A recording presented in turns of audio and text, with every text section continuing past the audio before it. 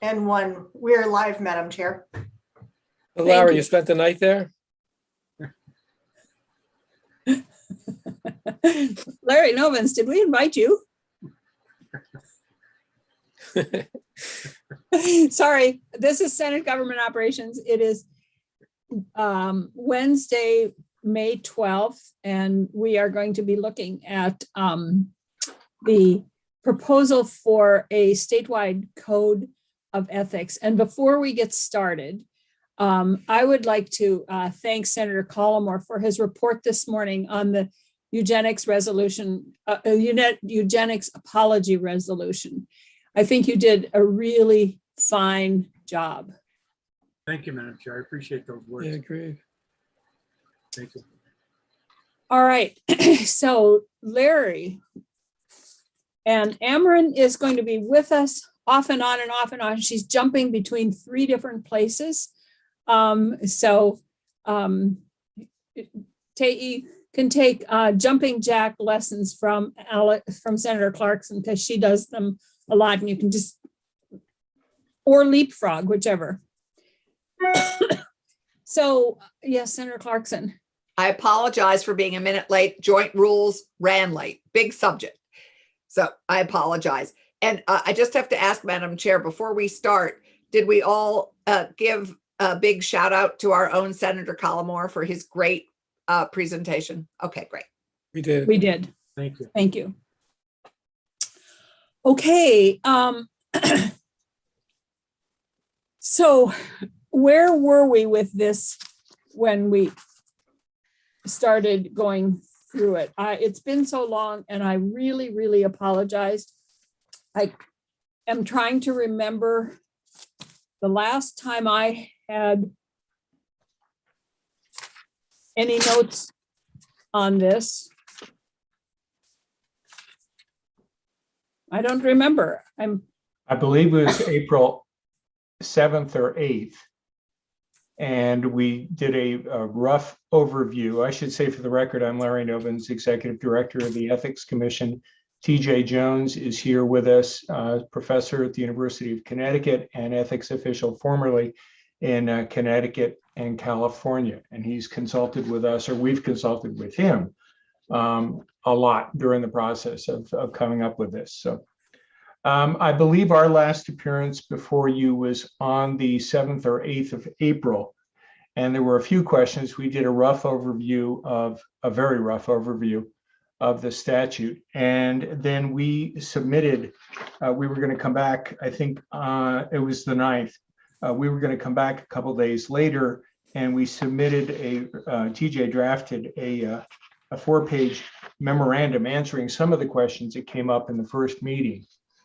So you should all have that. We gave that to you at the time. And I can briefly go over those things, or I can give you an overview. I don't want to get bogged down too much by the questions were asked. If going through it from scratch will do and make it easier. So if I may, let me just outline what we did last fall again, and we gave your committee and the House Government Operations Committees copies of our proposed code of ethics, along with annotated versions of what we had put out last summer for public comment. And the annotations contain not only the original draft that we sent out for comment, but it also contained all the comments we received. So you could see those and see how we modified our proposal in a few places to accommodate the responses we got. So I think the process should be very clear on that.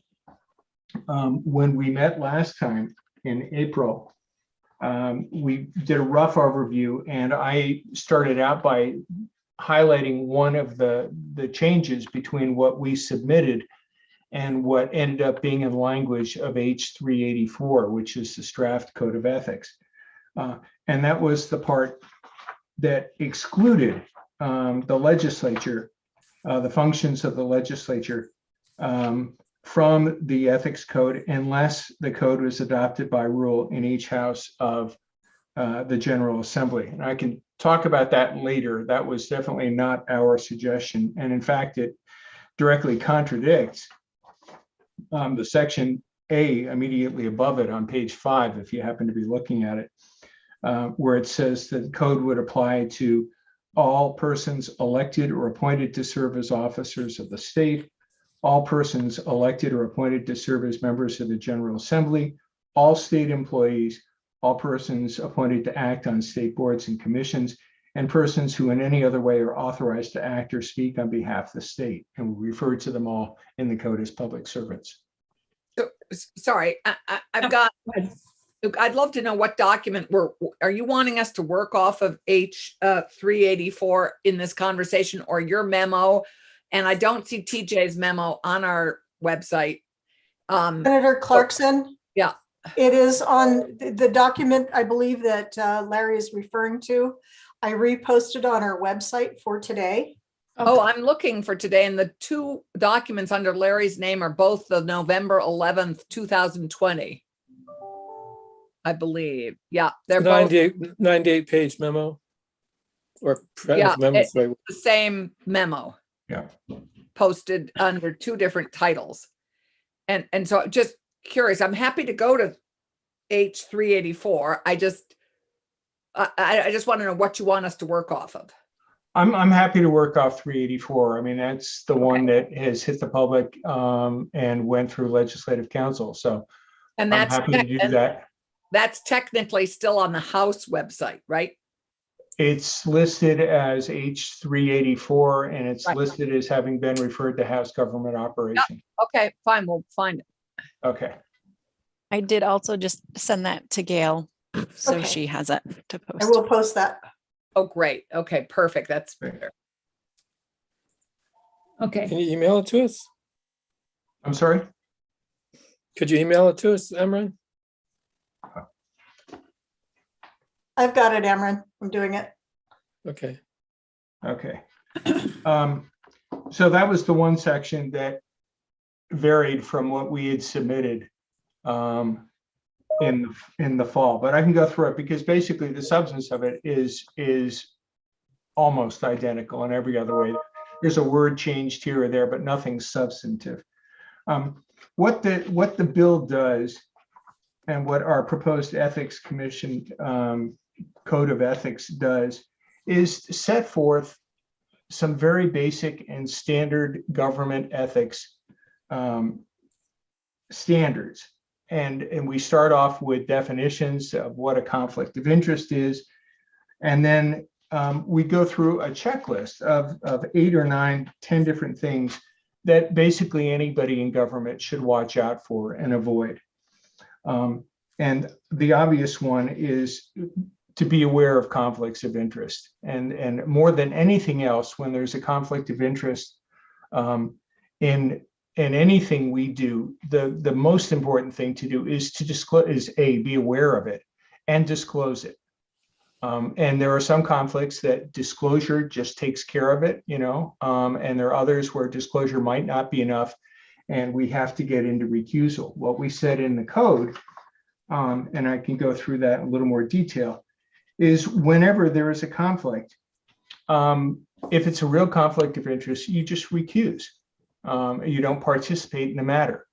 If you think that the conflict or the appearance of conflict is something that isn't important, doesn't matter, is something you can still proceed on anyway, then what we suggested in our code is that the person just sign a little statement saying, I have seen this conflict of interest, I've reviewed it and find that it doesn't matter and that I can continue to work in this, that it's a minor matter, it's not going to affect me, and that there is good cause for me to continue and work anyway, with notwithstanding what might be the conflict of interest. And I'll get into that a little more. Larry, Yes, can I make a suggestion here? certainly.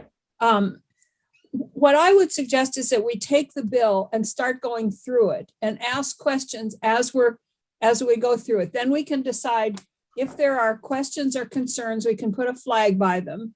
And Okay. if there aren't any, then we know that we're okay with it. Because if we jump around, that's kind of a procedure that we have used in this committee a lot, is to just go through and flag things where we have concerns and not flag things where we don't have concerns and get the questions answered. So that, if that makes sense, Oh, sure. and to committee members, that is the way I would prefer that we do it, so that we, okay, I see a couple thumbs up. Yeah, that helps me. I opened the bill and just was already wondering, is this definition standard? Does it come from the federal government? So I was already, just looking at the language and wanting to go So there. let me start through, and confidential on page 1 of 14 of H384. The only change on this particular page that our new ethics code provides is giving a definition for the term confidential information. And it just refers to the statutory definition from 1 VSA 315. And basically, so unless it is confidential under that law or some other statute or law, then that's the definition. So confidential information is a very small group, a very small number of things in state government. On page 2, the next section is section 4, conflict of interest, is what I believe is a very standard definition of conflict of interest. It mirrors to a great extent what is already in the governor's executive order 19-17. The language also mirrors what is in the current code of ethics that the ethics code adopted.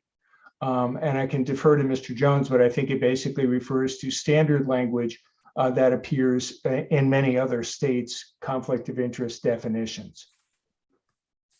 Okay, yeah, Senator Calmer. Sorry, it's just I think a typo, but line 2 on page 2, it says, or otherwise, comma, of a public servant or such an interest. I think it might mean of such an interest. I'm trying to understand what that means. Oh, it's an interest, direct or indirect, financial or otherwise, of a public servant, or such an interest known to the public servant of a Okay. member of his family. Okay, the way you read it, now I understand it. Thank you. Okay. It's the inflective reading that makes all the difference. Indeed. Yeah.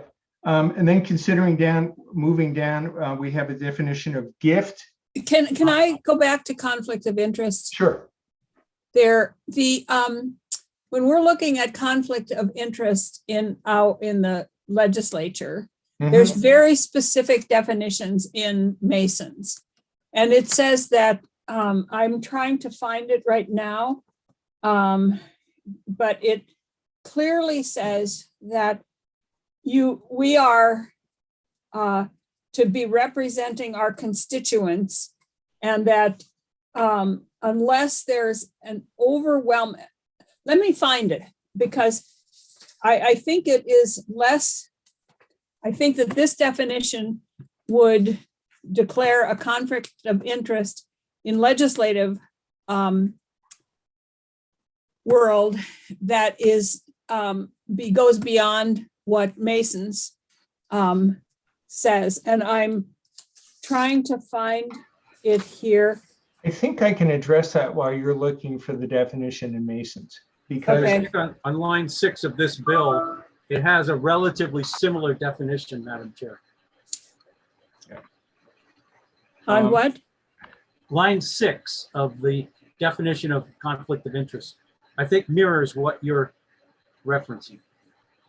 Yeah, but it even goes beyond that. In 522 in Masons, it says, the right of members to represent their constituents is of such major importance that members should be barred from voting on matters of direct personal interest only in clear cases and when the matter is particularly personal.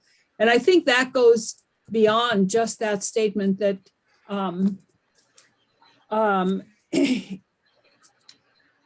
and it also says, but the uniform present practice is to permit all members to be the judge of their own personal interest. So those are the rules that we follow. I have a couple of responses to that. I don't think this definition changes what you do. And this is where jumping around, if we jumped around a little bit, when we get to page 5, where it says the Code of Ethics doesn't apply to the functions of state legislators that are protected by Chapter 1, Article 14 of the Constitution. This type of thing, what you do in committee, votes you take, are completely off limits to ethics oversight. Those are protected and they are reserved for you and you only. And no one can second guess those. And so your obligations or your duties to your constituents are in no way affected by the definition of conflict of interest. And in fact, a large majority, the legislative branch is different from the executive branch in that much of what you do is exactly that. It is dedicated toward your constituents. And you are always asked to do things on their behalf and in their benefit. And what the constitutional protection does is it eliminates that from any scrutiny. So that those things are still protected and they are beyond anyone's question in the ethics code. Madam Chair, Yeah, I have a problem with legislators being beyond an ethics code. I mean, I think that's, I think there are possibilities of real conflict of interest representing your constituents. I mean, you could, there may be a huge amount of self-interest involved that is a conflict of interest that I don't understand excluding. I guess I just don't understand excluding legislators. I think we should be Well, subject to any code of ethics that is applied to the rest of the state. If I may, I think that- there are two things going on. I'm sorry. no, go ahead. Two things going on. One is who the code should apply to. Everybody. And my position is should apply to everybody except those areas that are specifically excluded by the state constitution. So that would be your core functions as legislators that are protected by Article 1, Chapter 1, Article 14, and judicial power being exercised under Chapter 2, Section 4. Those are beyond anyone else in state government's scrutiny. And the Code of Ethics can still apply to legislators. And so if you're doing something in your town, if you're doing something,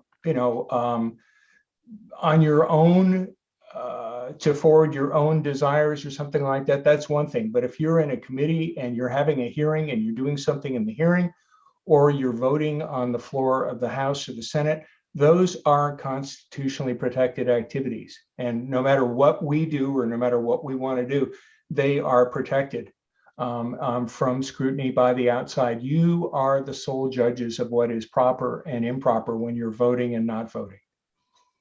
And I think that that's been made. Oh, Senator Paulina, I apologize. maybe- Go ahead. No, that's okay. Just gonna need to confirm it. I mean, what we're saying is that voting, for example, is protected. But if I were, as a legislator, if I take a bribe from somebody, that's not protected. Right. That's different than voting. It's the So core it still applies to legislative me, except for function. when I'm voting. I mean, I know it's not just voting, but the rules apply to me, except those rules that directly relate to my core function, which is voting and considering legislation. Yes. That's right. But what if the bribe affects the core function, which is voting? If you take a bribe, you violated the law. Not only Yeah. the Code of Ethics, you violated the law. Agreed, but people don't, it may be happening and nobody else knows about it, or you owe somebody, I don't know. I guess I'm having a hard time separating out. If Well- you were to take a bribe and vote consistent with the bribe, we wouldn't be able to, or anybody would be able to come after you and question the vote, but you would be subject to prosecution for the bribe. That is not within your purview. That is not constitutionally protected.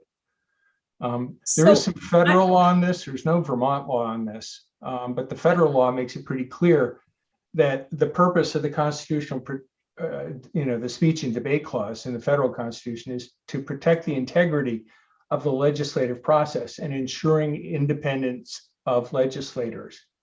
But it doesn't cover things like bribes or other improper acts. If a legislator was to go to the governor and do something completely outside of making laws and say, you better do this or we're going to come after you, threaten you, that probably would not be protected, nor should it be. But again, two questions. One is, should the code, the general provisions apply to legislators? And yes, are there things that are excluded, and those core legislative functions would be excluded? And this is where this is where going through it in order gets us out of line a little bit, because it appears in the order of the statute in a manner that's consistent with statutory drafting, but not really the theory and how the ethics code should work. But if I could go back, I know it takes a while for this to sink in. I know drafting it took a long time for me to wrap my head around the differences between what is included and what isn't included. And I think if we talk for a few minutes about the types of activities that are included in the ethics code, it'll make understanding the exclusions a lot easier, because the types of things that the code covers are very, very basic. And Madam Chair, with your permission, if I could just jump a little bit, maybe for 2 minutes, and just go through the provisions, the things that we're asking legislators and executive branch and other people in state government to do. I think that will answer a lot of these questions. I will, except that I do want to point out that whatever decision we come to on page 5, lines 11 and 12, only refers to Article 14, or it's not Article 14, it's actually Section 14, because the articles are in Chapter 1. It's Section 14, and Section 14 only refers to the House. It has to also add Section 19, because Section 19 says the same thing about the Senate. So regardless of what we decide. Right. And I didn't notice that in 384 before. Now I'll have to double check and see if that's what we sent over or not, but that's an excellent point. The point is that there are constitutional protections for members of the House and the Senate, and those should be part of this code. But okay. Well, that Chapter 1, Article 14, it only is protection for the freedom of speech. That's all that section refers, that article refers to. Is freedom of speech in the legislature. It says it cannot be the foundation of any accusation or presentation. That's what that says. But in Chapter 2, it clearly says that the Senate and the House set their own rules and decide when and when not to expel a member, and the election and qualifications make its own rules, appoint its own officers. So I think we also need to refer to that. I think we need to be very clear that the House and the Senate by Constitution set their own rules.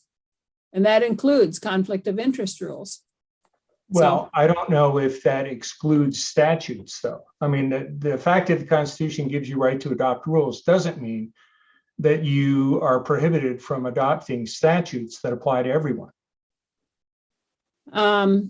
I am not so sure that I think we can adopt the statutes, but I believe we can't tell the House and the Senate that the statutes apply to them unless they are adopted specifically by the House and Senate ethics commissions. I think that is clear in the Constitution, and I think that Betsy Ann has made that abundantly clear to us.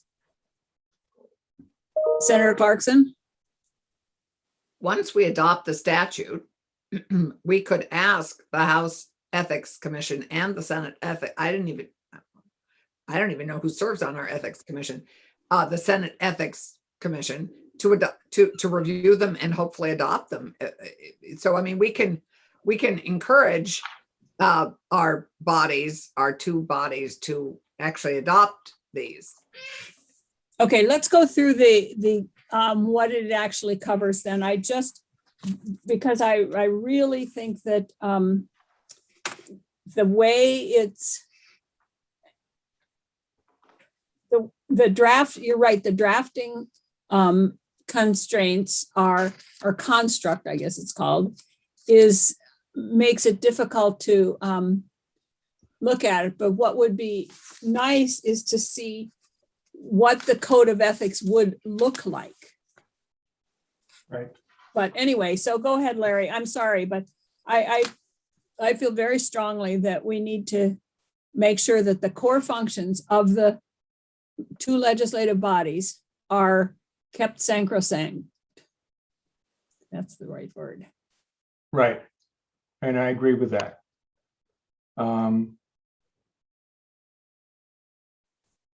So going through the do's and don'ts, right? This is what the guts of the ethics code, what we as public servants should and should not do. We start basically with, let me get here on page 5. Yep. And at the very bottom, starting on line 18, conflict of interest. What do we do when we have a conflict of interest? What do we do in state government? One of the things we discussed, TJ Jones and I discussed the other day, is there may be parts of this code that may not specifically apply to every area of government. And it may be appropriate if there is one particular provision that doesn't apply, say, to the Senate or the House, to say this provision doesn't apply to the Senate or House. If we get there, we get there.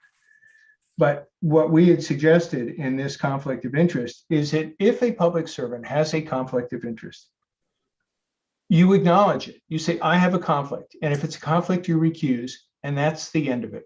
You don't do anything else. If you have a conflict, you note that I have a conflict of interest in this matter, and I'm not going to participate in it any further. Can I ask a question right there? Certainly.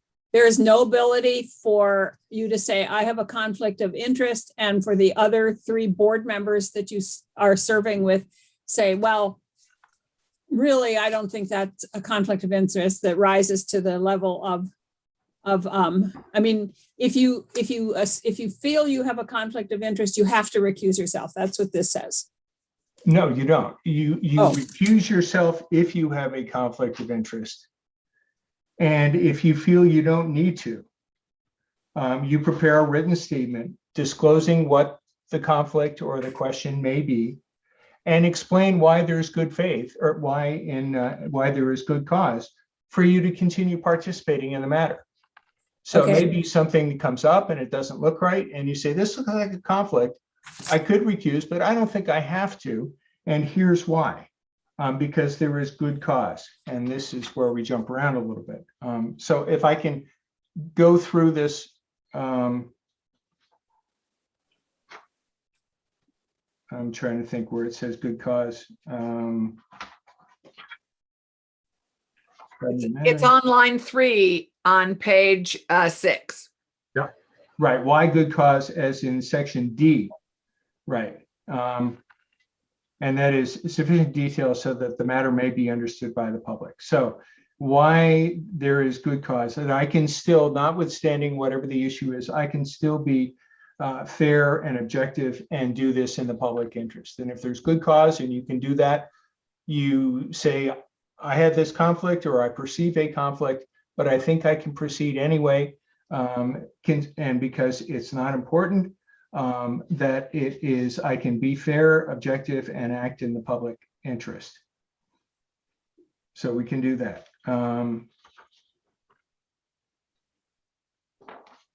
So is the reason for doing something in writing so that there's a public record? Is that Yes. why? Yeah. So what I was thinking primarily in the executive branch, or I suppose if it was a judicial branch person other than a judge, let's say I have a conflict of interest in something comes up. I say I have a conflict of interest. I recuse. That's the end of it. I don't need to do anything else. I've disclosed it on the record, the end of the game. But if I think there's good cause for me to continue, then I say, I take this little one paragraph piece of paper and I say, this is the issue. Here's why I can be fair. And here's why good cause exists for me to do it. And I just keep that piece of paper, and it would be in my office or anybody else's office. Really, the more important thing is to get people thinking about the conflicts and to write them down. And in those closed cases where it's a should I or shouldn't I do it, it's just easier for most people just to recuse. But if there was an agency or department where somebody had a history of acting on matters where there was a conflict of interest, then we would be able to examine those. We, meaning anybody in the state of Vermont, would be able to examine those to see what kinds of conflicts of interest were people acting on despite the conflict. Okay, I'm going to ask another question. Other people, feel free to jump in here because I've gone through this pretty carefully, and if the reason for doing it in written form is for the record, so that there's a record and for the public, then why on earth would you keep it in your own office? Wouldn't it go into the records of the committee or the agency that you're working with? I mean, or the you just keep serving in. If I was with the Agency of Transportation and I had a conflict on something, we would keep all our conflict papers in one place. right. And if you're on, we have 300 boards and commissions. And so this also applies to the members there. Right. So if I'm a board member on the XYZ board and I have a conflict with and I write out this little note and then I keep it in my office, what good does it do if I keep it in my office? Well, Shouldn't it be in the records of the commission? Yeah, it would be in the, that's what I meant by my office. So if I was with the Agency of Transportation and I had a conflict, I would keep it in the AOT little file folder of conflicts that we went and worked on despite the conflict or notwithstanding the conflict. Oh, so I thought you meant that the person who had the conflict would keep it in their office. No, that would defeat the whole purpose. Right, that's okay. What about the possibility of someone challenging what you say in a little piece of paper? Somebody Like could always I write- file a complaint. Okay. And then there could be a debate about whether the individuals continuing to work on that particular project or matter was appropriate or not appropriate. The bigger goal, I think, is to get people to be aware of when they may have conflicts and to disclose them. And if they disclose them, that's 90% of it right there.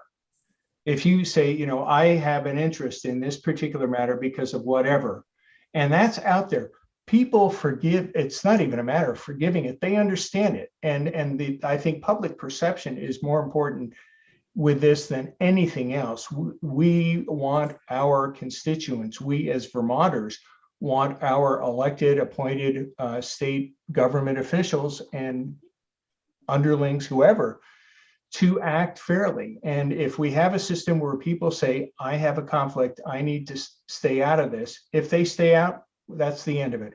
If they say, I'm going to stay in here notwithstanding the conflict, then I think we have a right to know about that. And I think just the exercise of going through that creates an atmosphere where people will trust us and state government better because we're bringing up these things and we're explaining why it's okay for us to continue anyway. Shouldn't the board or the commission or the agency or whoever it is that you're working with or for, if you write your little note and say, I think I can be objective anyway, shouldn't that commission or that board or whoever acknowledge it and say, yes, we agree that this makes sense and you should be able to take part, or we don't agree and we're going to cut you off. Well, we have nothing that addresses that now. We have nothing. I mean, because And- that's the way, actually, that's the way it works in the Senate. If somebody Well- has a conflict, they say, believe I have a conflict, and then the Senate has the right to either accept that a recusal or to say, that's just fine. We think you can be objective anyway. Right. I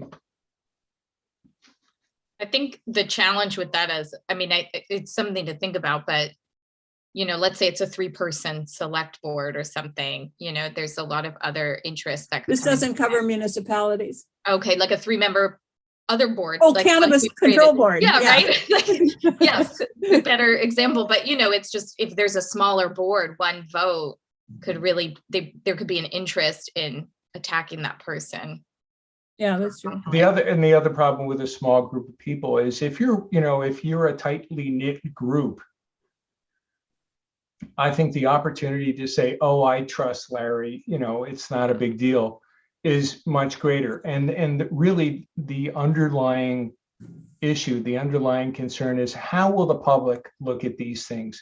And if they look at it as, oh, they're all just protecting themselves or their workmates, and they're just, going along with the people they work with, and they don't give a hoot about us, that's what we're trying to avoid. And so, ethics is an individual responsibility, and I don't think it's appropriate, this is my personal belief, to delegate to my coworkers the decision all the time of whether I should or should not do something. That should be my responsibility. Further down in the code where we talk about what good cause is, and it got separated out a little bit.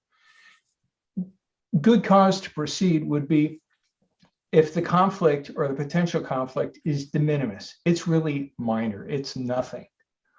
Or whatever I'm being called upon to do is ministerial or clerical. I have to, I'm looking at an application for something and I have no discretion whether to grant it or not. I just have to make sure all the boxes are checked, and they're all checked. Then I have no discretion. It's okay for me to continue. If the conflict is speculative or amorphous or intangible, it's just so out there that it really doesn't rise to the level of a real conflict, then we could say good cause exists to go ahead and do it anyway. The only time, and the other time, the one time when a public servant might continue to do something where there is a conflict would be if there's nobody that the public servant can delegate the task to. So if I'm the only person in my office or in my department who can do something and I can't give it to anybody else to do, when I have a conflict, I have to do it. So I would note the conflict. I would say, I have a conflict with this for this reason. I cannot give it away to somebody else to do. I'm going to proceed and make a decision on this. And then I make very, very clear that why I'm making the decision I am, so they can see that my personal interest isn't entering into it. So we do the right thing for the right reason. We make it very clear to the public that we're doing it that way because no one else can do this. It's easy when we can recuse and give it to somebody else. And 9 out of 10 times that I hope would be the default. The people just say, oh, I have to grant this application and it's my next door neighbor. I'm going to stay away from it. I'll let somebody else do it. So that's the good cause part. And I think that answers a lot of the problems with the conflict. So when there's a conflict, there are those 4 areas that allow you to proceed. And so it's basically where we are. Yep. The other, as we go through the list, is if there is a conflict of interest, it can't be delegated. I can't have a conflict and say to my buddy in the office, hey, you take this, I can't. And I can't tell you what to do. It's like, I can't grant this application, but TG, I'd like you to grant it for me. Absolutely cannot do that. If I recuse, I'm out. I take no further part in any consideration of it. I don't let my personal beliefs be known. I do nothing to affect the decision in any way. And that way the public is protected, that decisions are being made on their own merits and not because of a potential conflict or something that I've stepped away from, but I'm, operating like the marionettes from backstage. Madam Chair? Yeah. Senate Appropriations is ready for you. Okay. Keep on. I will be right back. Do I have to leave this one and then go and then come back, right? Okay. I can't remember why I'm going, but bye. Boards and commissions. Okay. Too late. She'll figure it out when she gets there. Go ahead. Yeah. So what the current code says on page 6, line 8,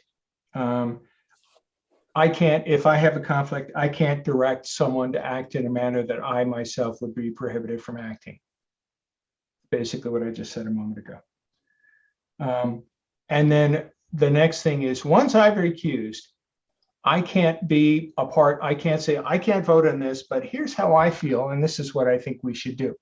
Absolutely cannot do that. If I have a conflict, I'm out of it completely.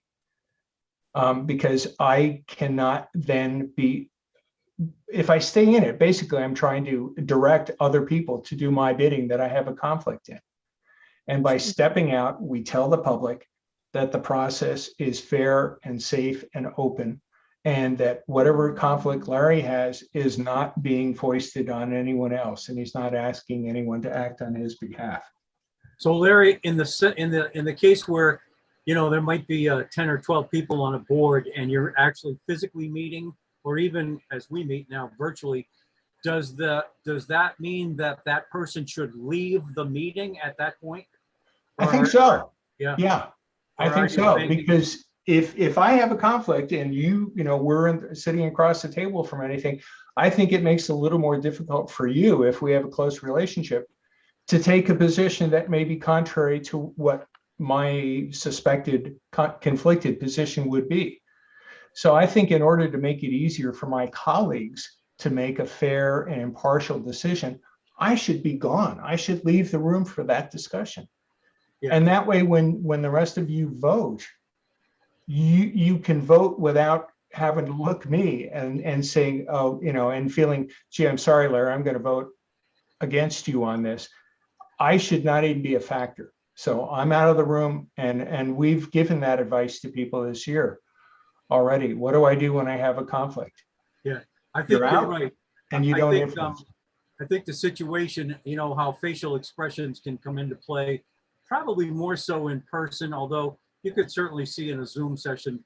I mean, if somebody's rolling their eyes and going, whoa, man, that's a pretty clear indication of how you feel about something. Right. So I think you're right. I think you ought to leave. Okay, thank you. Okay, thank you. The next thing on line 16 of page 6 is the appearance of conflict. And that's pretty much the same thing. If you have an appearance of conflict, the public doesn't know whether it's real or it's not, but if it looks terrible, it is terrible. And again, most of this, a lot of this, is how does the public view what we are doing in our jobs? And if it looks like we're acting when we have conflicts, we're not gaining public support. We're not in any way assuring the public that we're acting on their behalf. So In some ways, it seems like the appearance is almost not worse than the actuality, but it's just as bad as the appearance, because the whole idea is to not undermine faith in government. exactly. If people don't believe in what you're doing, or it's an appearance that you're doing something unethical, it's as good as if you actually were being unethical. Yeah, maybe even worse in some ways, depending on it. Yeah. So the appearance of impropriety is huge. And, if all you have to do, and all any of us have to do, is read the paper where somebody's speculating about somebody's motives. And, we just need to be very attuned to that. So on page 7, the next section is preferential treatment. This is pretty straightforward. I can't treat my friends better than I treat people that I may not like. I can't, I have to act independently and fairly and consistently, and I cannot show favor or prejudice towards anybody in what I'm doing. If there's something before me to decide, I have to decide it on the merits. And if the applicant or the person before me is wealthy or poor, it shouldn't make a difference. If it's a person with a lot of political influence or none, that should make no difference at all. We need to make decisions for the right reasons, not the wrong reasons. Now, how does that affect you as legislators when you have constituents who want you to do things? The answer is that in voting and making decisions that you make as lawmakers, those things are protected by the Vermont Constitution. And they can't be questioned outside. But to get to your point earlier, if you take a bribe, absolutely a big, big problem. So can you give preference to particular people in your jurisdictions when you're voting on something? Yeah, absolutely. As long as you're doing it for a good reason and not for an improper reason, because they're making direct deposits into your bank account or something. Misuse of position. This goes for everybody. So you can't use your own position for personal or financial gain. I can't call, I don't know, the Lost Nation Theater and say, not that it would make a difference, that, I'm Larry Novins from the Ethics Commission. Do you have free tickets for me? Or somebody else. You can't use your position to do that. I mean, I think it would be improper to call a restaurant and say, hi, I'm Senator so-and-so, and it's Saturday night at 6 o'clock. Do you have a table for 4.5 an hour? That would be misuse of your position. I watched Al Franken once on being interviewed, and he used to do this thing when he was walking through the Capitol when he was still a senator. He would walk by people and say, excuse me, I'm more important than you. I'm more important than you. And everybody knew it was a joke. But if you don't know, and you're the people whose table is bumped at 7 o'clock because some important person in state government has used their position to get their dinner, that doesn't help any of us in state government. It really is a very simple thing. But if we want to do anything to engender distrust or the feeling they're only in it for themselves, then misusing our positions for things like that is the easiest way to do it. Well, there may be a tenuous connection, but with my example, and I think everybody, all of us have probably done this at once upon a time.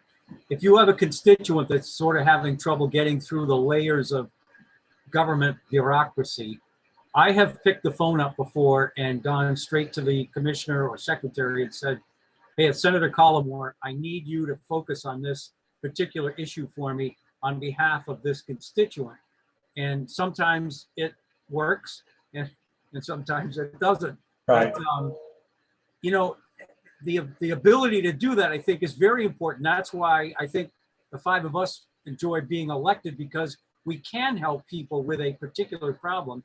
Whether you feel in your heart of hearts that that also translates into a future vote, I guess is between you and whoever. But you know what I'm saying? There could be sort of a tenuous connection between, it's not for personal gain at the time, it's for a constituent's gain. But the truth of the matter is, it probably will reflect well on you the next time they go to vote too. I mean, I think that needs to at least be out in the open. Yeah, I think that's a good point, because and also that's part of the job in a way. Yeah, So I was maybe gonna say that's part of the job, is trying to help your constituents. Right. And I I would consider that not being for personal gain. Yeah. If you make a call on behalf of a constituent, you're not making personal gain. It may be ultimately in your interest to do that, because your interest is in being an effective representative of your constituents. But I make a distinction between that and saying, I want a dinner reservation at 7 o'clock, which is clearly for you and no one else. Yeah, no doubt. TJ Jones, I don't know if you have a different view on that, or? No, I have the exact same view, but I did want to assure the committee that although there's no Vermont law that I can find on point on this issue, there is fairly vibrant federal law that the type of things that you're talking about, constituent services, fall squarely within your role as legislators and would be protected under the speech and debate clause.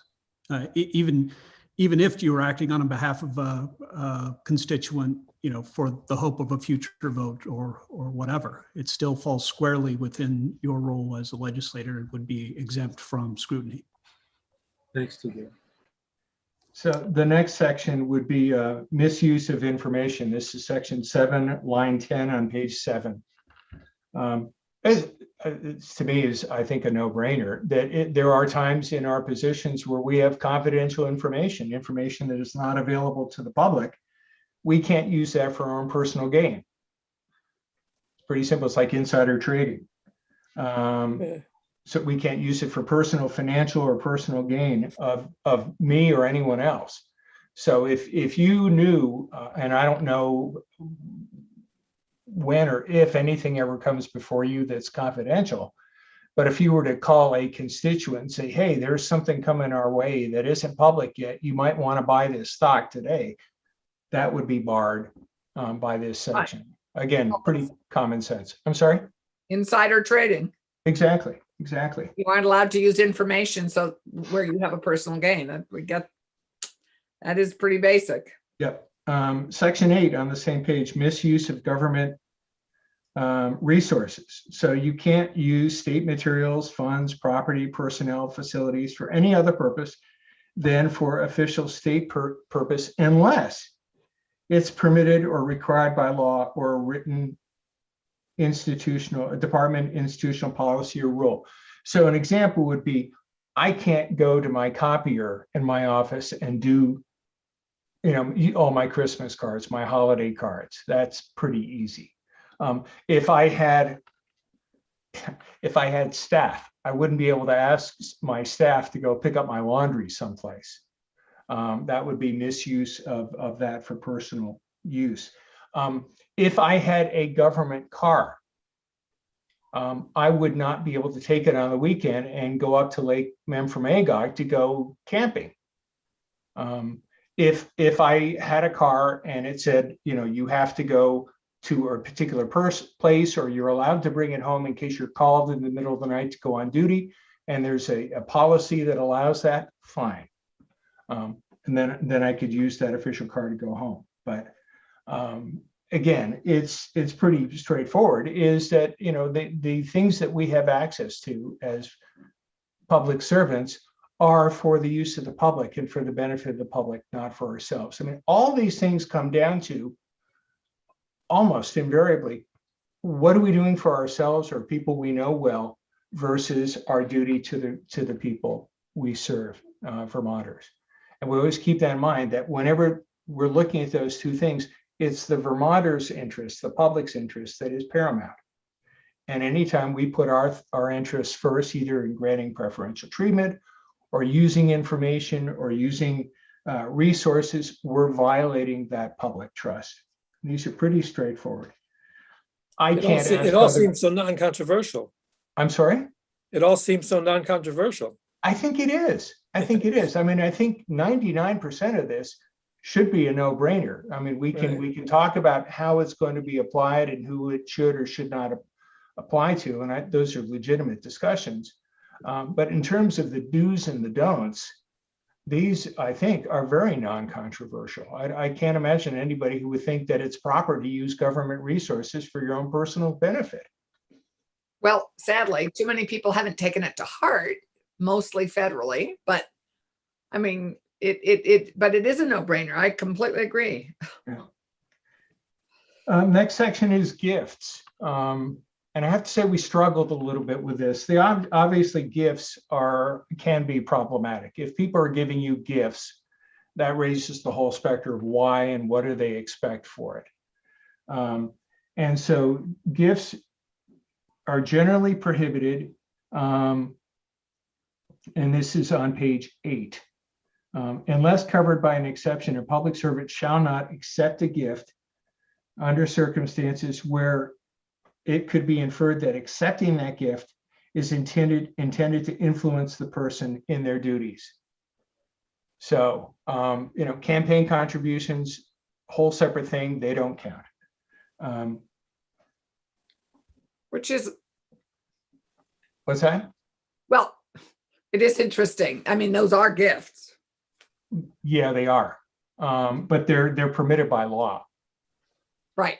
So, and it's, So certain gifts are okay, but and free gift, I mean, and free gifts, like, you know, when in agriculture, if an apiarist comes and brings little jars of honey to everybody, you know, if that's a gift and it's under $10, that's fine. right. So in a perfect world, it would be nice if there was a simple blank rule. Right. But we don't live in a perfect world. And a simple blank rule would be, say, no gifts. So if somebody brought you a jar of honey, you'd say, that's wonderful. I wish I could take it, but I can't. No, you'd say that's sweet. Exactly. So what we put in this is if it's $20 or less, it's okay, as long as over the course of a year, gifts from a particular person don't exceed that $20 limit. So, I mean, it would be a lot easier if we just said no gifts. It would make it so much simpler. But in the real world, I think that would be really hard. Can you remind me, Come to mind. does this exclude statewide office holders? No, they are absolutely included. Okay, well, because then what I've always understood the President of the United States has to do, for example, is if they want to receive a gift worth a certain amount, they just have to pay for it. And so the president can look through the gifts they've received and say, yeah, I can't accept any of this, but I really like this, you know, really nice wooden piece, you know, and so tell me the value so I can pay for it. I imagine it would probably only be the governor and some of the statewide office holders for whom that would apply, but I don't know if that matters to anybody. I just think there are times, especially with foreign governments, where you might want to accept a gift. Yeah, I don't know if the governor gets a gift, say from China or some foreign country, whether that becomes the governor's personal property or not. I suspect that that gift is property of the state of Vermont. Mm-hmm. And if that's the case, then it's not an issue. If I'm Because a lot wrong, of if it's not the those case, then we need to look at that some more. Because those gifts are certainly unsolicited. I know when the lieutenant governor and the governor like used Taiwan as an example, they got like loads of stuff from Taiwan all the time, just sending them stuff. Like sometimes it was cake, sometimes it would be like a key holder or whatever it might be, a keychain. I mean, all kinds of things. Yeah. And it'd be more of a pain to like, you know, what do you do? Send it back? I mean, it's like, you know, it seems Right. like it's not worth the effort to send back or to deal with. So you just sort of let it sit in your office and ignore it. Yeah, Mr. TJ? Jones, you had your hand up? I did. I hate to interrupt. I just wanted to draw Senator Rahm's attention to the statute that is cited there, 2 VSA 261. And it has a specific exemption that says, you know, if you pay for something out of pocket, it is not a gift. It falls outside the definition. Oh, that's good. Yeah. Thank you. I forgot. Do we about need it. to be more clear? I mean, I'm fine with that. I don't know, unless it I comes think up. that's fine. good. Yeah, that's clear. I mean, I think that's Where is that? clear and addresses Keisha's Not concern. in the bill, right? You know, there is always some diplomatic thing where you're going to get a gift that's going to be more than $20, or and you can either choose to pay for it yourself, or you can keep it on behalf of the state of Vermont and share it with everybody, I guess. To Senator Polina's question, the definition of gift in the front part of the statute says gift is as it's defined in 2 VSA. Oh, okay, in the definitions part. Yeah. Yeah. Okay. And which is fine as long as 2 VSA, was it 261? Yes. Isn't amended. If it's amended, then it'll change the ethics code. So we had originally copied the provisions of that gift statute into the code so that it would remain if the other one was changed. You know, right now, I don't think it makes any difference, but if anybody ever wants to amend that Title II section, we need to be very aware that it will affect the ethics code. So Just something to keep in mind. At some point, I wonder, Larry, whether the value will have to change. Yeah. something Yeah. that's worth 20 bucks today in 5 years may be nothing. You're right. And, that would certainly be appropriate if you feel that the $20 limit is appropriate. And if the people I heard on the radio earlier say that we're in for some inflation, then maybe in a few years that would properly be changed. Yeah, I mean, $20 20 years ago is certainly not what $20 is today. So Should we put a trigger in for it to be reviewed in every 10 years? I think my personal belief would be to leave it alone. And if and when it becomes a problem, then deal with it. And my whole thing on this bill is to try and keep it as simple as possible, so that we don't get into too many details and too many fine points. I mean, I think the basic do's and don'ts, as I think we agree, are pretty straightforward. Well, I think and if the fewer- the Ethics Commission is going to be reporting to the legislature on an annual basis, that's the kind of thing that would be raised in the report. Yeah, That it's time to change the threshold. right. And I'm sure that we would hear from people in state government if they said, I got a $30 gift and it's worth nothing. It's barely a movie ticket. Then, we would hear about it and you would hear about it. Senator Clarkson? Thank you. In all fairness, sometimes when you're given a gift, you have no idea what its value is. Sure. I mean, if you're given a silk scarf in Taiwan, what value do you actually value it at? The cost of production, the cost of the retail, the cost of what they got it for. I mean, so, I mean, we don't even necessarily always know what the value is. Right. Well, I think guess that raises a whole other I'm sorry. point. Oh, I sorry. think I'm going to have to go. Did they just ask for you? No, but you're back. So they said it would be immediately following you. So Okay. They are asking for you, Senator Polina. I'll be back soon. Thank you. I think it's been really fuzzy for a long time about legislators being able to accept airfare, et cetera, to go on trips and who that comes from.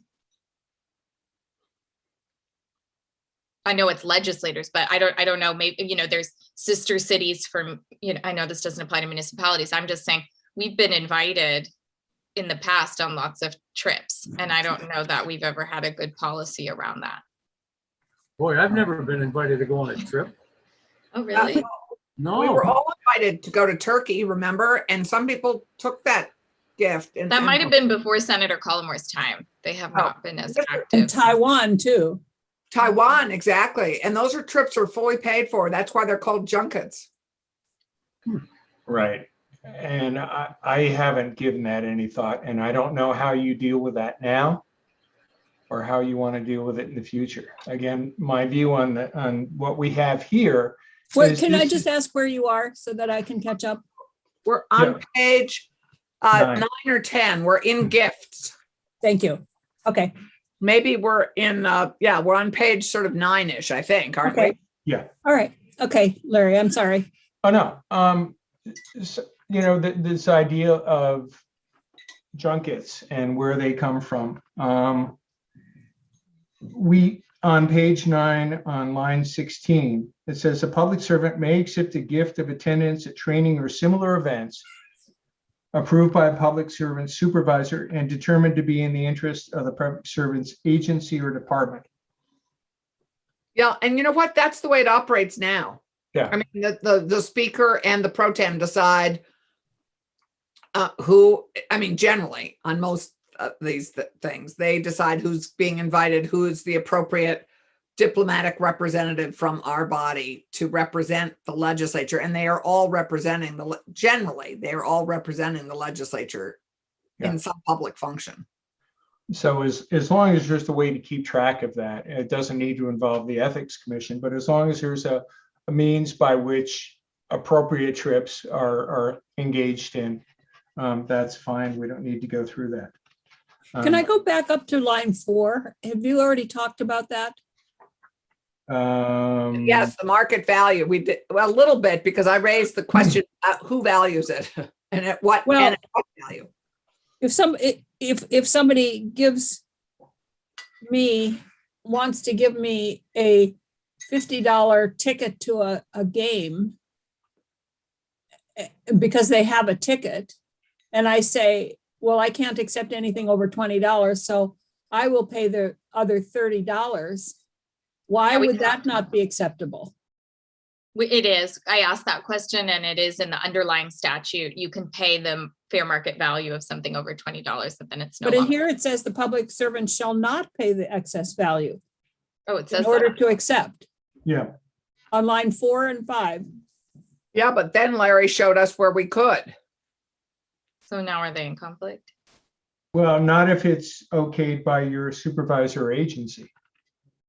But it doesn't, it doesn't say that. It Right, says where the market value is over $20, the public servant shall not pay the excess value over $20 in order to accept it. That's very clear. You can't do that. I would favor allowing them to be able to do that and pay the excess amount. I Yes. think TJ, Tom, did you have are you TJ or Tom? TJ is great. Okay, I've been called many worse things, so TJ is just fine. well, we'll refrain from that.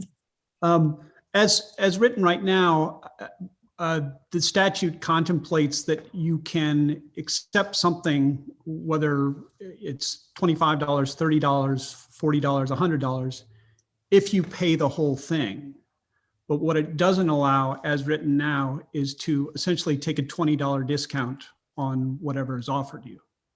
If somebody offers you a $40 ticket with the idea that you'll pay $20 for it to get it down below the mark, that's not allowed under the current rule. You would have to pay $40 for the whole ticket. And why would that be? Yeah. That's the way it's written now. I'm not trying to justify the language. There are states that do allow pay downs to get it under the limit set forth in statute. But there's also, this is off the top of my head, I can't recall what other states, but there are other states that prohibit sort of discount pay downs. But Does that's this how happen it's often? currently phrased and should be interpreted.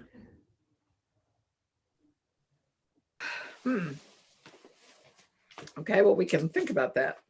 Yeah, I mean, I don't know if We're not that, making decisions today, so we're clearly marking areas that we have questions, ongoing things to think about. right.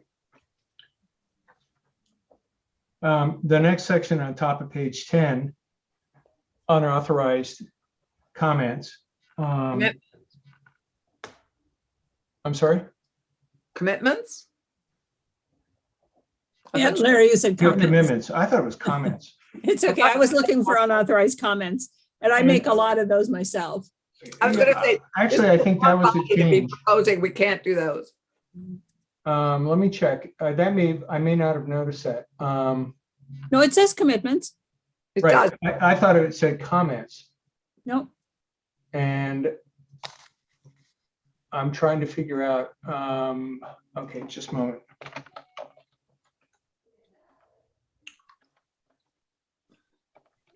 Okay, yeah, that's fine. People should not make comments or promises that bind the state of Vermont unless they're authorized to do so. right. Commitments. Commitment. I keep making that mistake. I Okay, I had know, a hard time yesterday with a sentence. but you said it well today. Then outside employment is the next one. Shouldn't seek or engage in outside employment that's inconsistent, incompatible, or in conflict with your official duties. That's fairly straightforward. And then we have a section on post-government employment, and this is basically the revolving door thing. And what it says is when you leave state government, there's a period of time where you can't come back before the people you worked with and try and advocate for them to do things. I mean, that's grossly oversimplifying it, but the problem with it is, the problem with the revolving door is the public looks at it and they say, well, this person was in the legislature, this person worked in AOT, And he gets out, and the next day he's back trying to influence his old buddies to change something. And two questions. One is, does he have undue influence over the people he used to work with? And two, when he was still working there, whose side was he really on? Yeah, no, it raises the question. Yeah. And that to me is probably the more dangerous of the two, is we want to be assured that people who are working in state government are working for the state of Vermont and not using their position to get a job that's going to pay a lot of money when they leave. Senator Colmore. Thank you, Madam Chair. So Larry, is the 1 year length of time fairly standard in other states? I'll defer to TJ on that. Just a question. I'm not trying to advocate for anything more or less than that. Just wondering. I'm going to throw, this is already in law. Right. This isn't. We already have this. And the 1 year for executive officers came from the governor's executive order. And for legislators, you'll write and see that it's 2 years. Yeah. Okay. I don't know when 2 years got enacted because it's been functional as 1 year. No, not for legislators. It's always been until the end of the biennium session following their retirement, their departure. I'm sure that's what it's always been. I don't have it in front of me. I'm not sure, but it makes Okay. sense that if you're like, if you were to leave right now, halfway through the biennium, it would be very inappropriate for you to be appearing in, in front of your former colleagues in January. Right. And that cooling off period should encompass one full biennium after your departure. Right. I think that's, I'd love to double check that because we've had several former colleagues who have started lobbying sooner than that. yes, but most of them did that before we passed that law.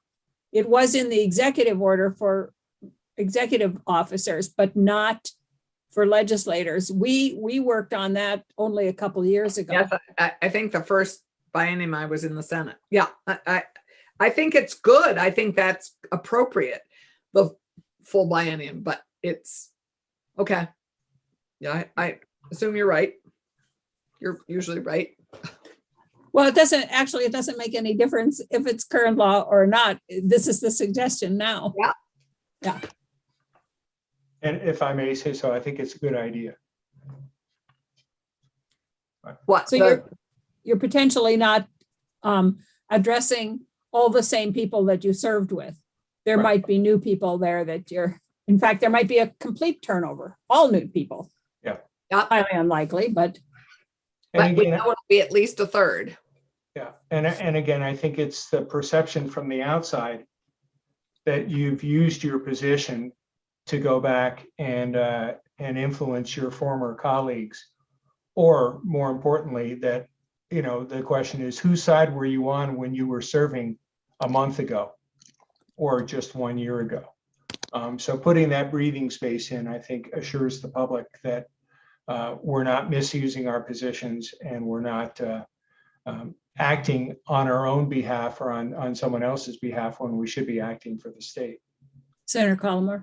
Thank you, Madam Chair. So Larry, if someone steps down this summer, it's really only a year because the biennium would end. No, the next biennium. Oh, is that how that's worded? I think so. The end of the biennial session following the legislature's departure. Right, because it's a different biennial session. I think Okay. the way I read this, I think Senator Colmore might be right. It's the end of the biennial session following the departure. If the departure is in July, the end of the biennial session following that departure would be in December of 2022. There wouldn't be a full 2 year I think that's the way I read it. That's why I raised the question. I wasn't sure reading that, whether someone could literally step down this summer and get a job in state government on January 1st, 2023. Or not in state government, but as a lobbyist. Yeah. Yeah. Yeah. I mean, we spent a lot of time working on that, and maybe Okay. we still didn't get it right. No, But I'm my sure. thought was that you're in a biennial session now, Right. and the biennial session following your departure is the next one, and it would be after that one that it would be okay to lobby, but not before then. So when I say the biennial session following your departure, that would be the next full biennial session. So you're thinking January of 25. If I resigned today, what you're saying is I couldn't be a lobbyist until January 25. Correct. I don't think that's as clear as it needs to be. Yeah. Well, maybe what we should say, I think Brian's right. I think that Yeah. that needs to be clear. And do we also, I just haven't gotten there yet. Are we able, because often, as you know, let's say a political party gains the governorship and there's an exodus of legislators taking those executive jobs. Are we still able to do that, or are we Yes. now looking at No, you can do the that. ability to go Yes. straight into state government after you've been a legislator? Yeah, you can. can. It says you shall not be an advocate for anyone other than the state. Oh, So- great. Okay. And sorry, where's that? It's on line 16 on page 10, Oh, right. There it is. 15 and 16. So that would be covered. And I think we had a lot of conversation before about limiting employment, and that we didn't necessarily want to do that, either going from the legislature to the administration or from the administration to the legislature. Right. Although, as we all know, members of the administration lobby us often. Yes, but that's for the state. That's okay. It says it here. I realize, I'm just saying. Well, that's their job, is to lobby for the executive branch. That's what I'm doing right now. And they're actually not they're not listed as registered lobbyists. They're lobbying I because realize. of their position. I realize. Just saying. But I think part of the rationale, Senator Clarkson, was we're so small a state, and the available pool of candidates is small. And if you tighten it too much, you don't allow for anybody to do anything. I totally agree. It's just, Yeah, I know. it's basically the same thing. It's just different employer and hopefully higher, different purpose. But and it is, but you couldn't say if you were in the legislature, you can't lobby, you can't come before the legislature as an employee of the state. But if you weren't in the legislature, you can come before the legislature. I mean, Anyway, so I just think you need to I clarify. mean, some of that. your favorite people, Allison, some of your favorite people have taken that position. Many of our favorite people, many of our favorite people and former colleagues. Mhm. State So, I government mean, is full of our former colleagues. I'm sure we could come up with language to clarify, Right. to Yeah, respond to Senator Collimore's thoughts. And maybe it's until the end of the next full biennial session following departure from the General Assembly, something like that. yeah. That would really cover it. creates you'll know that at minimum it's 2 years. Yeah. So I can suggest that. And then legislative branch employees, this is only people who work for the legislative branch, just 1 year for them. Because I think the risk of their having unfair influence is much lower than a former colleague. So we did get a bunch of comments from people saying, well, I work for A&R, and if I leave, does this mean I can't contract with A&R or with the state of Vermont if I'm an engineer or something like that? And so we put in this section on page 11, line 5, that if people have contracts with the state of Vermont, that's permitted. The state of Vermont can contract with them. We didn't want to disenfranchise anybody from their area of employment. So, and then on section 5, representation restrictions. Would you explain that a little bit? I have a question Yeah. mark beside that. Okay. If I was part of a, let's say when I used to work at OPR, if I was part of a prosecution or a decision-making on a disciplinary matter, and then I left state government, I wouldn't be able to come back regarding that matter, no matter what, for no period of time. It would be a permanent exclusion, just with regard to a matter that I'd been intimately involved with. Just for the sanctity of the matter, the investigation, that if I was involved in investigation of misconduct, I couldn't then come back a year later representing the person who was being investigated. I've already sort of cast my lot with the state on that one. And it's so closely tied to my state employment and what I did with the state that the sanctity of it would be destroyed by me taking another side and appearing at all. So if I'm intimately involved in an investigation, a request for rulemaking, something like that, I can't go work for the people who were under investigation or asking for a rule change. So you can't work for the other side, but you're a material witness. I mean, you are an expert now in the side that you work for with the state. I mean, if you continue to. I think so. If I was called as a witness, that would probably be okay. Right. I mean, but maybe not. And again, it's like litigation. If I was intimately involved in litigation in a particular matter, then I couldn't be involved on anybody's behalf later on, and nor should I be. Yeah, and I wouldn't be a material witness in that sense. I mean, if I had subject matter information, that would be another thing. Yeah, but you have subject matter expertise, and if it isn't a legal issue, surely you're of infinite value to a committee or to anyone who needs expert testimony on something.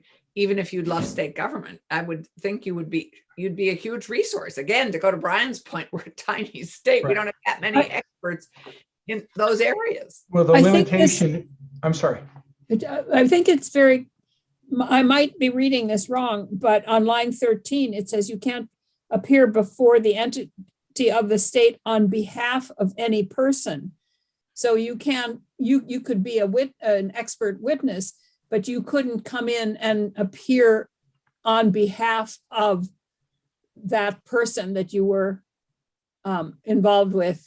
Is that the way I'm reading this? Yeah, other than the state. Other than the state. Yeah. So I couldn't flip sides. Right. It's the flipping sides that's the problem, not okay. Right. So if the state called me, that would be one thing. But I couldn't flip side and go for the other side. So, okay, now that I have a son who's a state's attorney, what happens if you leave state government and instead of maybe you had worked in the AG's office, our prosecutor, and then you go and work for the Defender General's office? I mean, aren't you able to flip sides there? Yeah, but as long as you're not working for the same person. I mean, I had that happen. And I know that frequently happens. A former public defender becomes a state's attorney or vice versa. That's okay, but you can't be on the same case. So you couldn't, somebody couldn't be my lawyer and then go join the AG's office and prosecute me. Okay. Thanks. And if we're talking about lawyers, there's the whole lawyers ethics code that prohibits use of confidential information, et cetera, against former clients without their consent or disclosure. Oh, right. Absolutely. So those are, I don't think my description has done this really justice, but I mean, the representation restrictions are really very limited to those situations where you play an active role in one particular matter to prevent you from flipping and taking the other side when you get out. And it's the same thing as the revolving door. It creates two problems. One is you may be using information you had on the inside against the state, which isn't good. And the other is whose side was this person working on before they left? Why did they flip and go for the other side?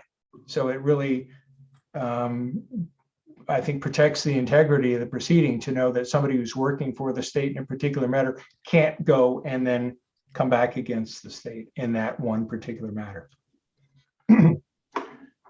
The next section on page 12 is section 12.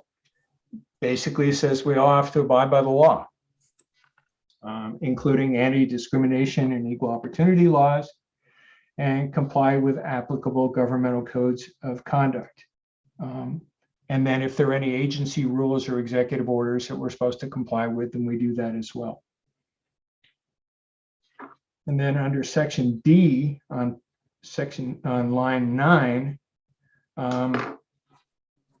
this is the part that went back to what we were talking about earlier about conflicts of interest. And this is where the statutory drafting makes this a little confusing. But when we were talking about only because it's out of order. So if you have a conflict of interest, you recuse or you determine if there's good cause. And this D outlines what good cause is. This is what we talked about earlier. But does this say that the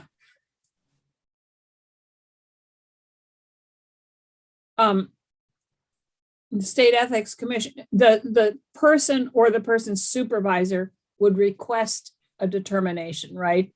There isn't a determination in every instance. No. Okay. That would be the rare exception. It would be, say, if I felt I had a conflict of anything, but my supervisor said, no, Larry, you don't. Then in that situation, they could ask the Ethics Commission if my finding of a conflict was well-founded or not. So I would imagine this would happen extremely rarely. So it wouldn't include, before we had talked about the idea that somebody could challenge your decision about whether or not you have a conflict or not. And I asked whether somebody could challenge that. And you said, yeah, it could lead towards a hearing or what have you.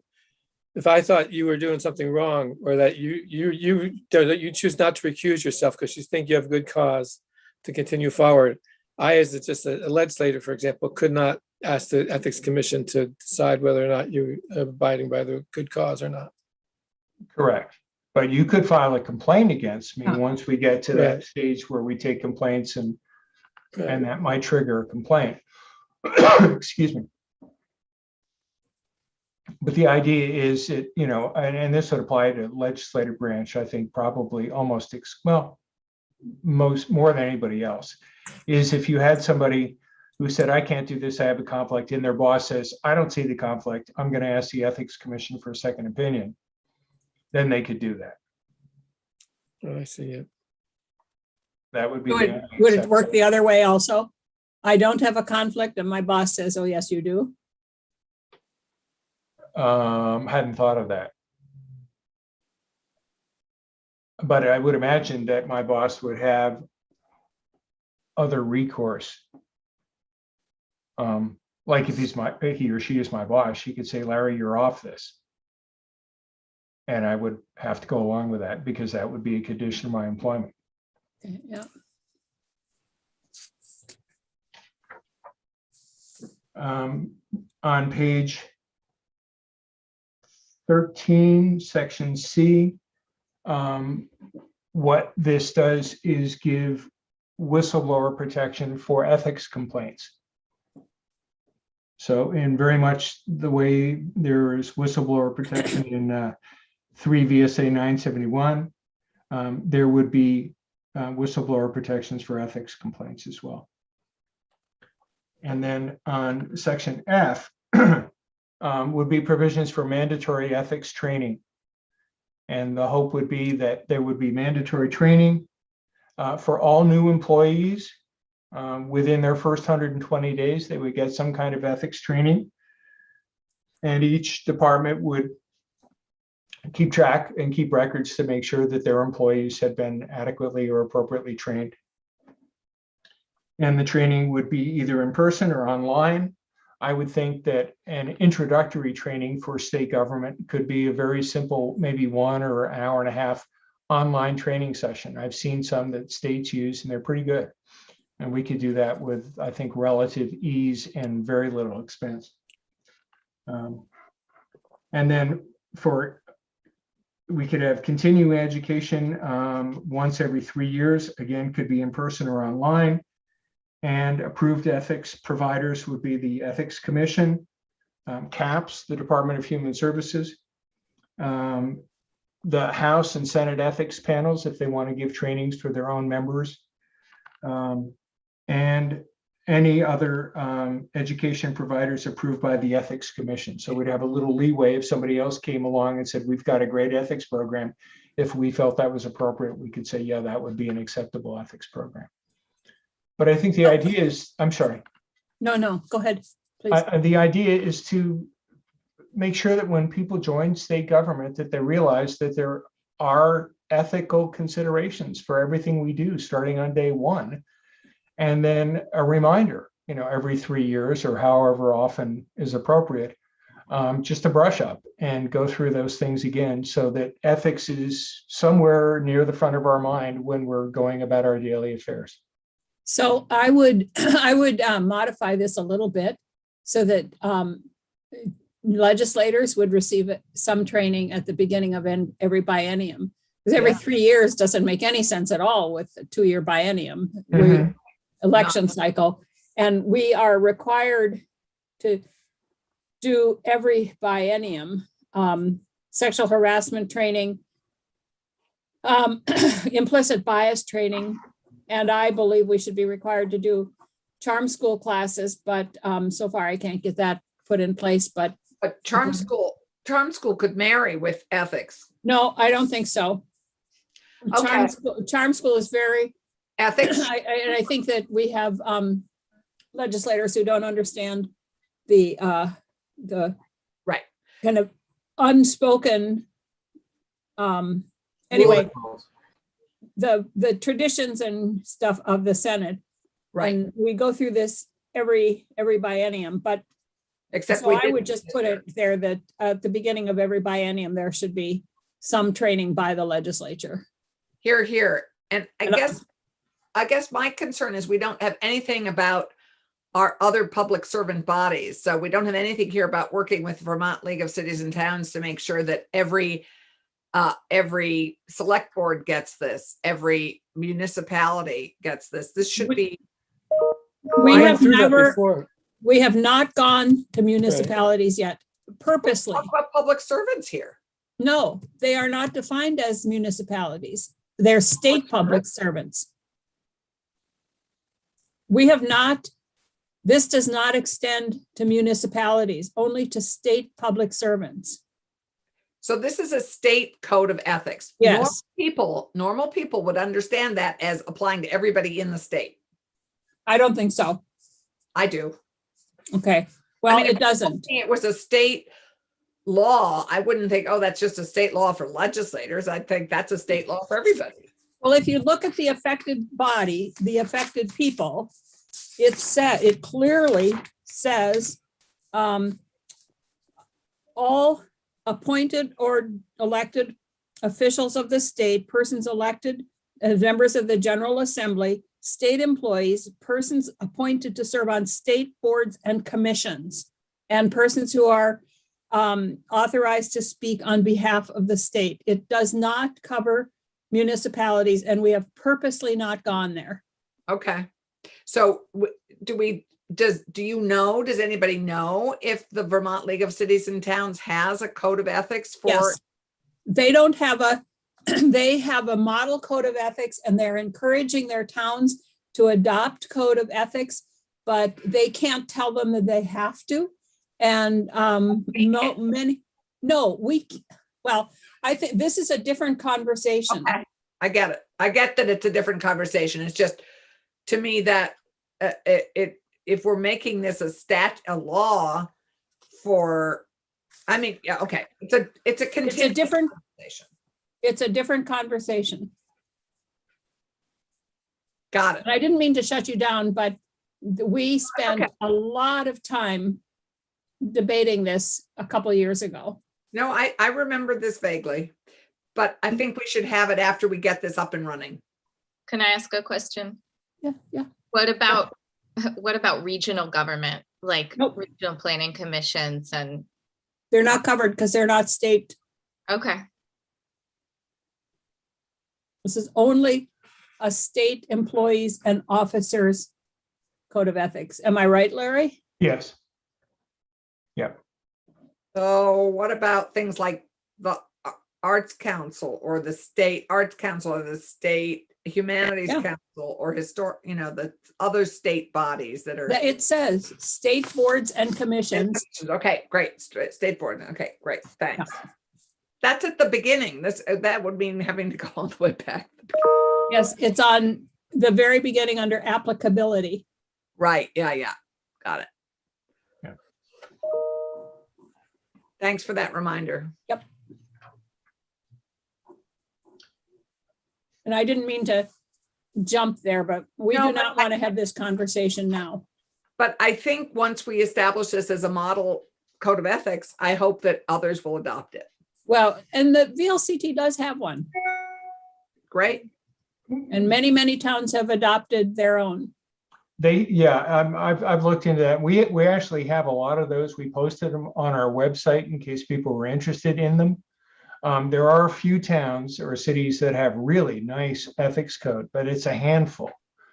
And the other towns, the Vermont League of Cities and Towns, created a policy, but it's very aspirational, and it's not hugely helpful. I've gotten calls from people in towns saying, "What do we do?" And my response was, "Well, what are you using?" And they said, "We have this policy that we adopted." And I said, "Well, take a look at our code, and if you want to adopt something like our code, go ahead." It's a good model, and Yeah. and I agree. Someday it would be a great conversation to have, but Great. um, We'll so- have it later. yeah. One of the questions we didn't discuss today is, and maybe just because nobody's questioned it, but it was in the comments we received, is whether this should apply to non-judicial functioning in the judicial branch. So I was thinking, well, the Constitution has an exclusion for judges, much as what you do as legislators is insulated from or isolated from discussion by other people and constitutionally protected. Judges, when they're judging cases, have that protection for their jobs as well. The question is, should the code apply to state employees other than judges who work in the judicial branch? And I was just thinking, some of the things that they do are very, very much the same as what happens in the executive branch.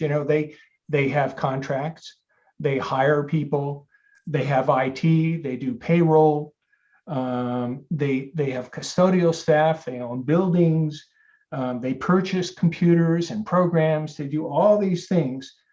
They have the same temptations that we have in the executive branch or the legislative branch about using personal equipment, using private information.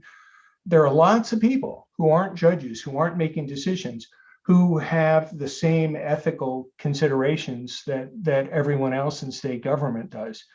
And I think our position would be that the code should apply to people who aren't deciding cases and acting in a judicial manner. I think if you look at the comments we received, we did receive a comment from the judicial branch saying that they should not be covered. But I think the arguments for including them are stronger than the arguments for excluding them. It's just like the Department of Human Resources. They don't really have a position on the ethics code because it's separate and apart from what they do. They do employer-employee relationships. And in the judicial branch, it's one thing to have an employer-employee relationship. It's another thing to determine whether somebody is, using private information for personal gain or misusing their position for some other thing, which is the same for everybody in government, regardless of branch. And I don't think, it seems to me as a matter of efficiency and accountability, that the standard for people other than judges should be the same throughout state government. And I know in the response that TJ drafted on April 9th and sent to you, or after April 9th, addressed that. And in fact, ethics commissions or ethics laws in some other states do encompass non-judicial appointees. Actually, in a couple of states, they include judicial appointees or judicial people because they're elected.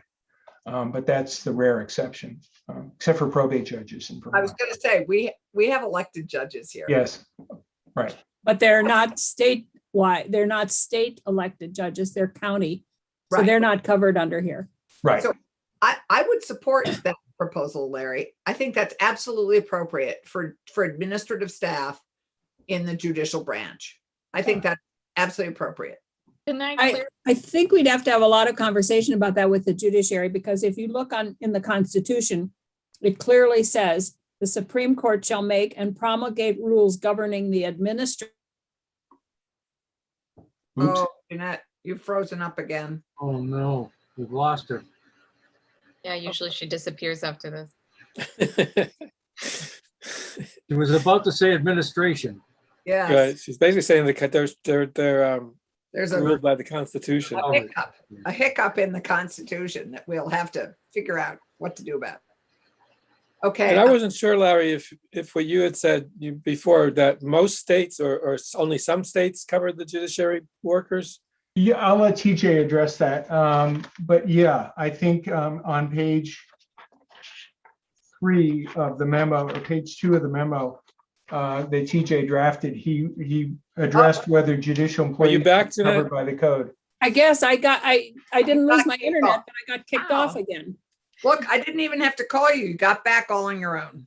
So We were still talking about the judiciary question, and I asked whether it was unusual for other states to cover the judiciary workers or not. well, did you hear what I read from the Constitution? Not all of Some Not all of it. You got cut off mid-sentence. It says clearly, the Supreme Court shall make and promulgate rules governing the administration of all courts. And I suspect the administration means the administrative staff, because they are the ones that administer it. The judges make the judicial decisions, but the other people administer the courts. So Well, it would I have to be a conversation with the judiciary. absolutely, but I think it's a worthy conversation. Yeah, and there are, I've We've done had these some kinds of research on conversations this. with I them don't in the have it in past. front of me now, but there are lots of laws and statutes adopted by the General Assembly telling the judiciary how to do certain things. So they're not sacrosanct by any means. Oh, no. Exactly. I don't think it's a matter of should they be, but I really think they know that their branch better than we do to make sure it meets the needs of what a conflict of interest looks like in that branch. I think it's different for the judicial branch than state employees. Really? How do you think they're different? How do you think that they're different as just as administrators? How are they not tempted by the same things the executive branch or the legislative branches? Well, they just have really different administrators than we do. People are handling different information. I just think they would know better than we would about their own branch of government. Well, we're making a decision about 2 branches of government. I don't see that we should be excluding the judiciary, and I think they do the same straightforward work. I mean, they just manage different kinds of stuff, but all they're doing is administering and managing. It's not like they're doing something sacred. No, I'm not saying they're less sacred. I mean, they're working with police and, a lot of other sensitive information. I feel like it's a different branch of government that should be able to determine their own code of ethics, and we don't know. I'm just trying to humble us a little bit. It's just not our job. Well, I think we'll definitely have the conversation with them and see, because they do have their judicial rules. And Good. so I think it's important that we hear from them. We certainly can't make a decision without hearing from them. Right. And I suppose if we're hearing from another branch of government, we should hear from the Secretary of the Agency of Administration. I am sure that when we get to actually addressing the details of this bill, we will hear from almost everybody who has something to say. True.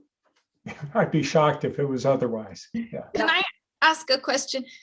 Sure. Larry, I heard you say something about custodial staff, and I just wondered sort of what that looks like. All I know, I don't know, in detail how they handle custodial staff. That was an example, but they hire people, they hire clerks, they hire assistant clerks, they hire people to work in their buildings. And I don't know what overlap there may or may not be with BGS. There may be, there may not be. But they certainly, they have budgets and they award contracts and they make decisions and they hire people. And that kind of work is no different from what goes on in any other branch of government. And the temptations that an individual might have to put their personal interest ahead of their governmental interests are the same. And that was my point, that I don't really see that it would be any different. There's certainly ample history of the legislature telling the judiciary how to do certain things, like you permit them to have furlough days. You tell them how to administer ticket revenues. You're the ones who create the Superior Court divisions and subdivisions, so there's a lot of, you set venue for courts, Their budget. I Yeah. guess I'm asking a different question, which is, when have you received a complaint about a custodial staff person? Oh, I've never received a complaint about Okay. a custodial staff. I just pulled that out of the air. Okay. And if that clouded the issue, then I'm happy to take Well, it I asked, back. I mean, Because- when I was on general housing and military affairs, we worked a lot on making sure custodial staff weren't over scrutinized, credit checks, et cetera. I mean, a lot of people tend to blame custodial staff if they believe there's some kind of unethical behavior happening. They tend to put a lot of, just like we saw with the polygraph tests, et cetera. I feel like when we're trying to solve bigger problems, we put a lot of screws on the lowest paid workers. So I was just really curious what you meant by that. No, and that was probably not the best I could have come up with. But I think, the idea is if I'm hiring somebody, and I don't know who hires custodial staff over there, if they do it or if they use BGS, maybe it's a non-issue, but they do hire people. And if it's a matter of, do I hire my son's girlfriend or somebody else, that's an ethical issue. And that's no different there than it would be anywhere else in state government. So I think that there are two things that I just want to say about that. One, in that same section that I read from the Constitution, it also says, any rule adopted by the Supreme Court may be revised by the General Assembly. Yeah. So we do have some authority there. We're not completely distinct branches of government, but the other complicating issue here is that some of the court people are county employees as opposed to state employees. So that gets a little complicated here about who would, if we included the judiciary, non-judges, who would be covered? Everybody who works for the judiciary, or only the people that work for the state for the judiciary? So we just need to have more discussion about this. Yep.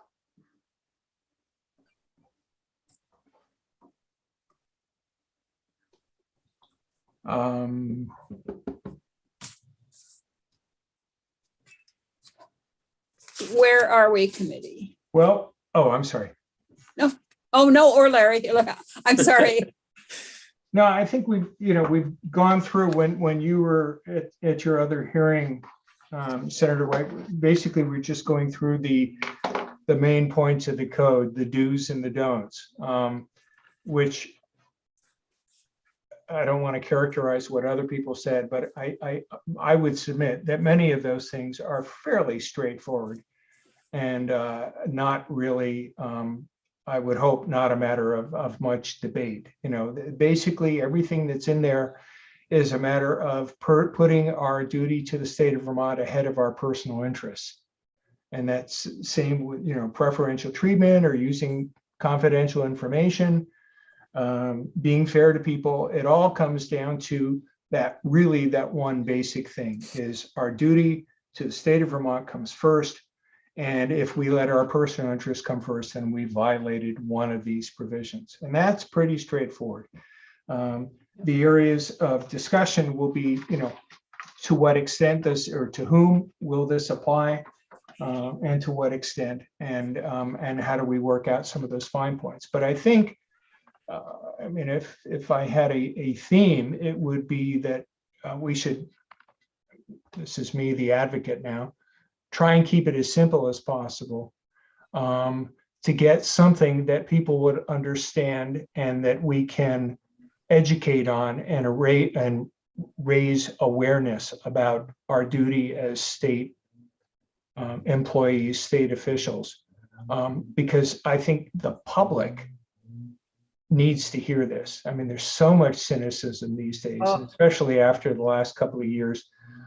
Anything that we can do to let the public, to assure the public that we're really on their side and not in it for ourselves, would serve us all well and make our jobs much easier. And I've said before, I think some people worry that an ethics code is a trap for the unwary.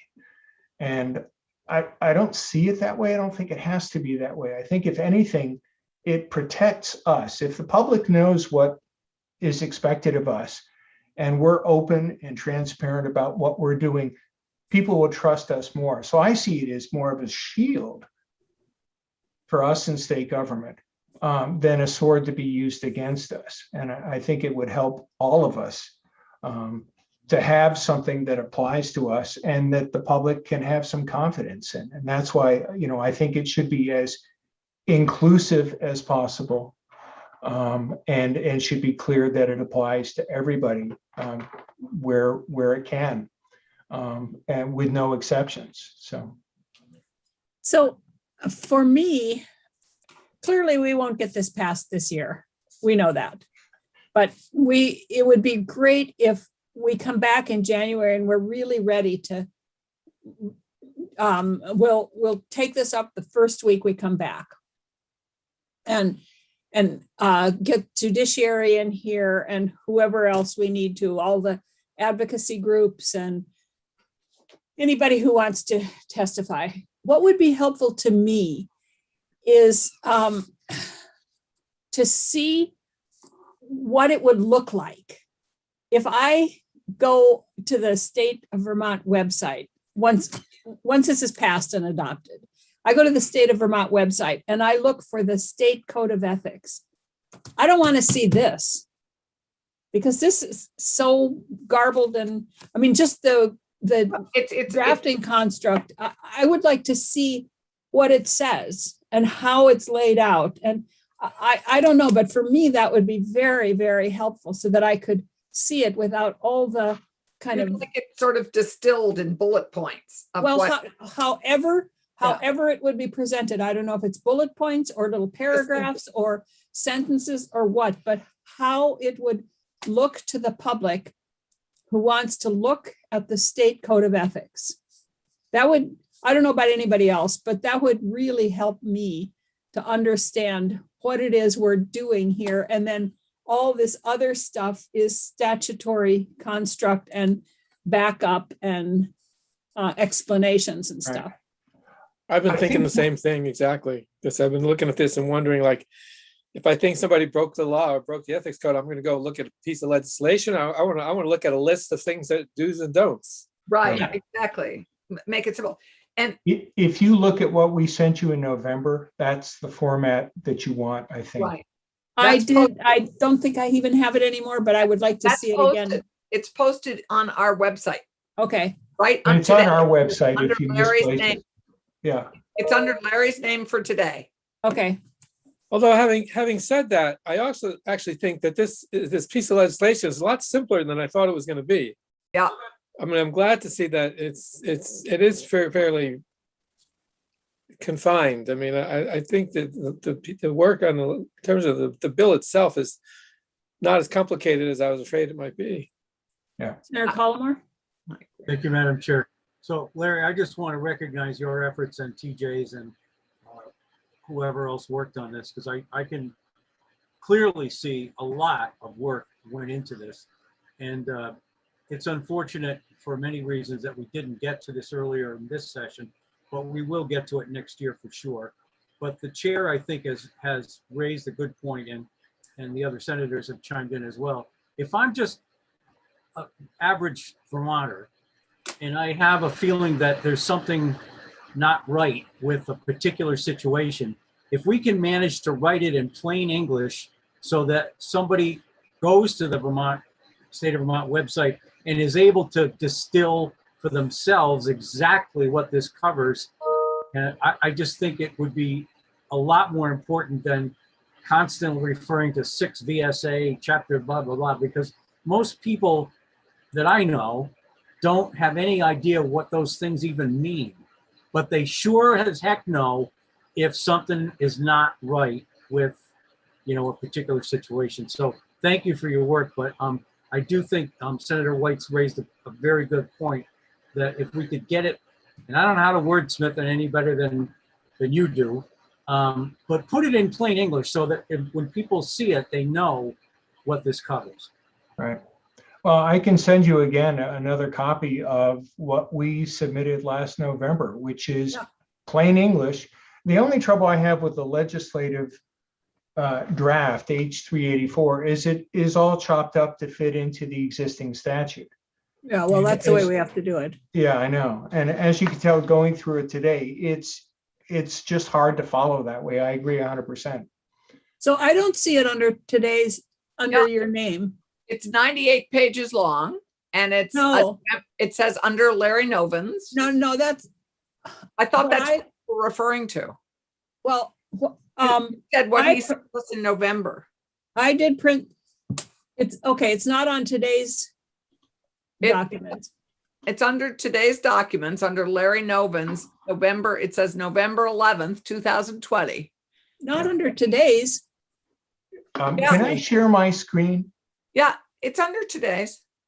Oh, all I see under today's is Ethic Commission submitted proposal Yeah. code of ethics and attachments. That's it. That's it. That's his November 11th document that he sent us in November. And where is the code of ethics that someone would look at? Well, the bill is under Amarin's name. No, that's not what I meant. I printed out that whole 98-page thing. Yeah, But what that's- I don't see anywhere there, and Larry, maybe you can show me what page it's on, Yeah. is something that the average Vermonter could look at and could say, this is the code of ethics. Let me share my screen. All May I? right. Yep. Oh, I can't. I'm Gail disabled. will have to give you something. Okay. I'll try it now. There we So go. it's 8 pages. Yeah, it's 8 pages. Really? We have posted is 98 pages. Right, but there's 8 pages of it that are the No, guts but of this what- isn't, this It's not as isn't, plain English as you would like it to be. I agree with that. this that's isn't what- what I want to see. This isn't what I want to Yeah, see. Yeah, you want to see something that's distilled and easy to read and clear. No, I want to see what the public would see. I don't think the public cares that more than 40 states have codes of ethics. And this doesn't tell me, they don't care about the findings and the legislative intent. They don't care about any of that. What Right. they want to see is a nice 1-page list of the things, the do's and don'ts, as Senator Collmore said. That's what they want to see. And that's what I'd like to see, is because I read all of that, but no public person is going to read that. Does that make any sense? Yes, it makes sense. Does to me. What's in here is a distillation of the bill, which I think was a good start towards plain English, but you're saying we got to go more into plain English. Well, Right. what I would like to see is the Boy Scouts, well, that's a bad example now. The Girl Scouts have a code of ethics. It is 5 things. You should do this, you shouldn't do this. The I don't know, that's all I think people want have, when Senator Collmore and Senator Polina both said, is people need to be able to go there and see, this is what they can do, this is what they can't do. Just in 10 words or less for everything. They can't accept a gift over $20. I mean, I don't know what. They can't use their position for personal gain. Those are the kinds of things, all the backup behind that is important, but that's what they need to see. Mhm. Right. Does that I'd make, certainly be happy to Sure. give you a 1.5 page summary in plain English. of not what a is- summary. I don't want a summary. Okay, then synopsis? I want a list. I want a list of things that that state employees can do and can't do. So just to be fair, I've looked at like 3 or 4 other states' code of ethics right now. They're not very easy to read. I don't know. I haven't found a model yet. I think like corporations have pretty simple codes of ethics, whether or not we agree with them following it, but these other states have huge, long, complicated lists that are kind of, I think they're more designed for lawyers and policymakers than for the public. It's just, Yeah. I just don't see a model like what you're talking about in other states, just from a cursory glance. Right. Now, maybe I'm asking for something that's impossible to do, but I be just good. don't see. I mean, I was thinking of when you said corporations have it, and this isn't a code of ethics necessarily, but you know, when we tend to have mission statements that are just outrageously mom and pop and don't really say anything anyway, and vision statements and stuff like that. Do you know what? I think it's I think it was Helena Rubinstein. Isn't that a makeup company, right? Right. And I think it was them that their motto was, "We manufacture chemicals, we sell hope." Mm. I mean, It's great, but how do you enforce that? Yeah.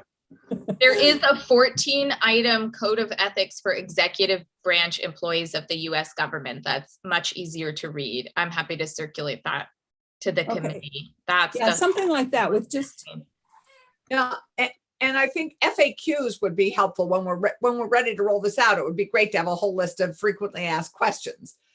Too. right, for us and to be able to respond to people. But I really want to see what the public is going to see when they go to the State of Vermont Code of Ethics.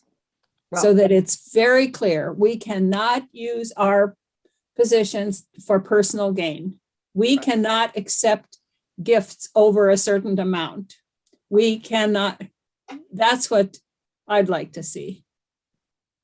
But we need to maybe pass a code of ethics before we do that. Well, we have the draft here. Right? Oh, I agree. It would be. I'd like to see what, if we pass this draft as it is, what would we see? It's not dissimilar from the code of ethics that the commission came up with 1.5 years ago. Well, use that as a format then. But it's different enough that it's going to cause I mean, use it problems. as a format, But not the The content. trouble is, we're talking about a law. And the trouble with laws is there are people looking for loopholes all the time. So we tried to be as careful as we could to answer a lot of the questions and a lot of the what ifs with this language. And I maybe this is my legal training. I don't know how to keep it simple and easily understood without depriving it of its meaning or eventual enforceability. Well, You could always. maybe I'm wrong here, but we'll always have the law. Whatever we pass, the law will always be there. The statutes will be there. the people who administer or who determine the code of ethics or who make decisions will know what the backup is.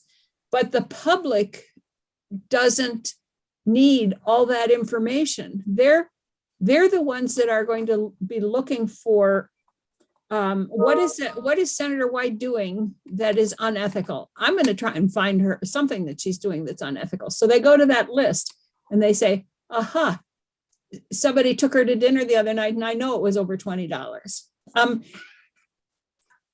I guess maybe I'm asking for something different than, I don't want to make the law so just bullet points. No, But the public doesn't read the law. I think what I sent, that's 14 items from the federal government for for US employees, it tracks a lot with everything we've been talking about. It just makes it, and in fact, I think the public, in addition to the people who are being governed by this, they have a right to understand it in plain English as well. And so I think it's a pretty good model that, in my view, so far doesn't conflict with what we've talked about and may add some value to the conversation. But you're right. did you send it to Larry? I don't think you did. She emailed it to all of us. I know, but I'll forward it to Larry. Okay.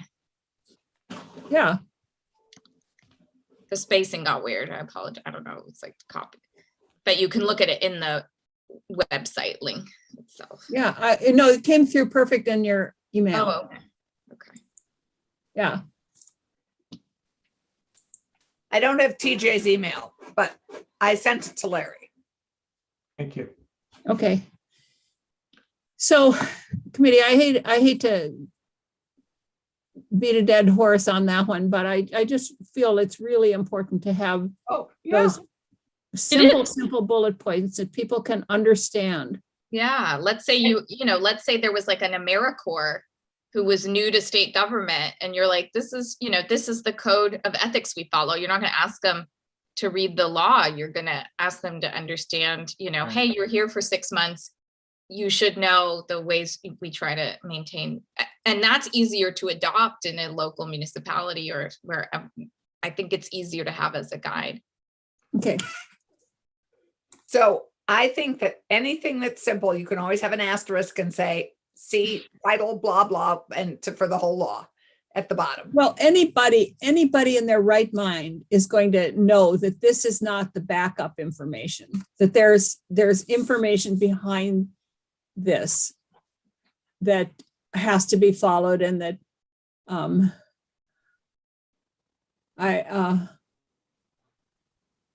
anyway. Right. In fact, we're very clear when people deserve to know their rights and responsibilities in plain English, because it's only fair to your ability to enforce them. Okay, so thank you. So Larry, we will probably not see you until January. And again, we apologize for putting you off so much, but I think this has been a good discussion. I'm sorry I missed part of it, but I think it puts us in a good place to land in January. And we can all spend a lot of time over the summer and fall thinking about this and contemplating it, and come back in January ready to rock and roll. Senator Clarkson? So Larry, is there anything we can do as a committee, or we could do as a joint committee with the House, to advance the ball at all during our off session that would be useful? Like, I don't know, public hearing on, I mean, or should we just not, we'll just wait and pick it all up in January? I don't know. I mean, that's your bailiwick. I think you need to hear from more people. And how you choose to do that. I mean, you know best how to do that. I can't advise you. We can have a public hearing in January. My preference is not to have a public hearing, because in public hearings, you have people get their 2 minutes or their 3 minutes, and there's no discussion, and it just goes bam, bam, bam, bam. And I would prefer to take as many days as we need in the committee and hear from anybody who has something they would like to say. Just because I think public hearings often they don't allow the committee to ask questions and to say, well, what do you mean by this? And I think they're very unsatisfactory for both people who testify and for the committee members. Senator Collmore? Thank you, Madam Chair. I agree. I think the normal legislative process, which involves committee work, will definitely attract those folks who have a passion for this, and they will be able to at least speak to the provisions that Larry has put together. And I think we'd be much further ahead. It's almost like starting from all over again if we have a public hearing. Many of the public has already responded to Larry, and I think we have the benefit of some pretty hard work on that side. So yeah, I think for sure the regular committee work will, to me, make the most sense. Thank you. Anybody else? Well, good to see Okay. you, Larry. Thank all. you. Thank you Yeah, so much. thanks a Thank lot. you, TJ. Thanks, Thank you. TJ. Thank you. This was great. Thank And you. a lot of work. We know that you put a lot of work into this and we appreciate it. Well, thank you all. All right. Well So- done. Let's jump to S15, Could the we take- elections bill. What? Can we take a 5-minute exercise break? Okay. Chris, is that okay with you?